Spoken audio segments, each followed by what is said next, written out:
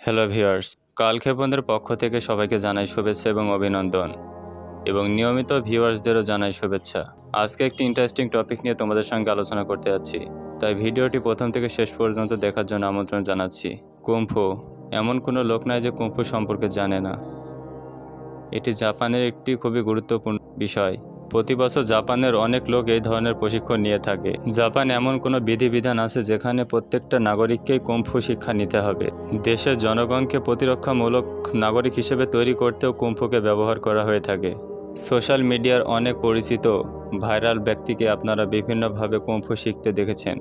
এটা শুধু শিক্ষার ভেতরে গুরুত্বপূর্ণই নয়, এটা শেখার ভেতরে অনেক আনন্দ লুকিয়ে আছে। কুংফু জাপানের স্কুল কলেজে প্রত্যেকটা শিশুদের জন্য বাধ্যতামূলক।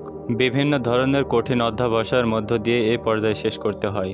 আপনারা সোশ্যাল মিডিয়ায় চোখ রাখলেই দেখতে পারবেন ছোট ছোট শিশুরা কিভাবে কষ্ট করে এটা শিখছে। ইট ভাঙা, পাথর ভাঙা, এমনকি লোহা ভাঙার মতো বিভিন্ন কঠিন কাজও এই প্রশিক্ষণের মধ্যে পড়ে যায়। ল্যাম্পপোস্টে পা দিয়ে আঘাত করা সবগুলোই এর অন্তর্ভুক্ত। ল্যাম্পপোস্টে পা দিয়ে আঘাত করা সবগুলোই এর অন্তর্ভুক্ত।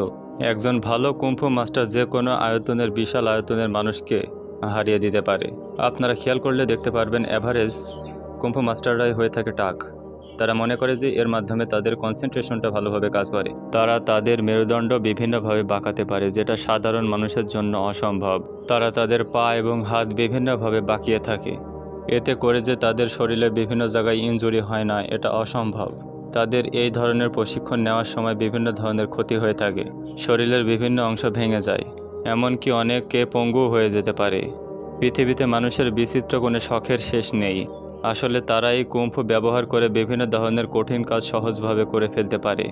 যেমন ধরো একটা কাঠের গুঁড়ি, যেটা স্বাস্থ্যবান লোকের পক্ষে সরানোই সম্ভব, কিন্তু কুংফু তারা বিভিন্ন ধরনের চিকন স্বাস্থ্যের ব্যক্তি হলেও এই ধরনের কাজ করে থাকতে পারে।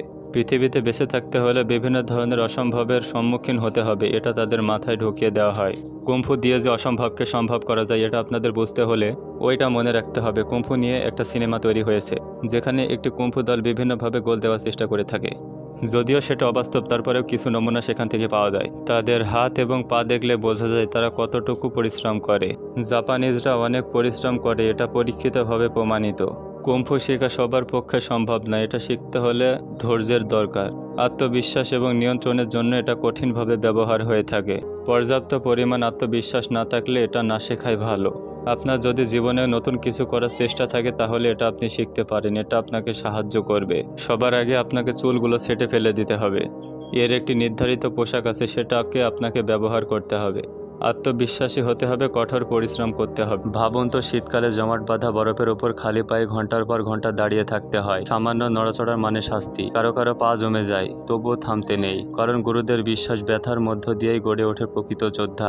আবার কাঠের গুঁড়ি বা পাথরে ঘুষি মারতে মারতে হাত রক্তাক্ত হয়ে যায়। বলা হয় যদি হাড় ভেঙেও যায় তবুও লড়াই থামানো যাবে না।